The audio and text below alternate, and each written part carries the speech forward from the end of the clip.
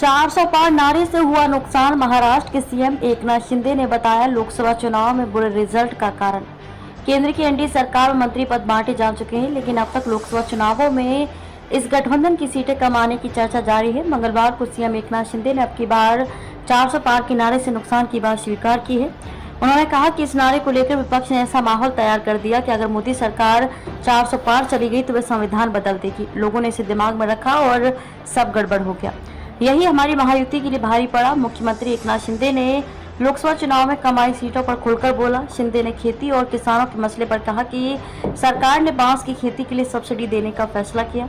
एकनाथ शिंदे की उपस्थिति में फसलों के न्यूनतम आधार मूल्य निर्धारित करने के लिए केंद्रीय कृषि मूल्य एवं मूल्य आयोग की बैठक हुई। उन्होंने स्वीकार किया कि मराठवाड़ा और विदर्भ में सोयाबीन व कपास के किसानों को थोड़ी परेशानी हुई। कहानी बनाएगी पीएम मोदी की तारीफ करते हुए शिंदे ने कहा कि उन्होंने पिछले 10 सालों से बिना छुट्टी लिए काम किया है, लेकिन क्या हुआ, जो कहानी बनाएगी उसमें हमें कुछ जगहों पर नुकसान हुआ। महाराष्ट्र में भी हमें नुकसान हुआ। संविधान बदल जाएगा, आरक्षण खत्म हो जाएगा, ये चर्चाएं थी। ऐसा कुछ नहीं होना था, लेकिन 400 पार की संख्या ने सारी समस्याएं पैदा कर दी। उन्होंने कहा कि किसान नाखुश। तो फसलों के समर्थन मूल्य के मुद्दे पर शिंदे ने कहा कि भारत एक कृषि प्रधान देश है और किसान अन्नदाता है। उन्होंने कहा कि अगर किसान नाखुश है तो कोई भी खुश नहीं रह सकता। उन्होंने कहा कि वे जल्द ही केंद्रीय कृषि मंत्री से मिलेंगे और प्याज, कपास और सोयाबीन के लिए न्यूनतम समर्थन मूल्य की मांग करेंगे।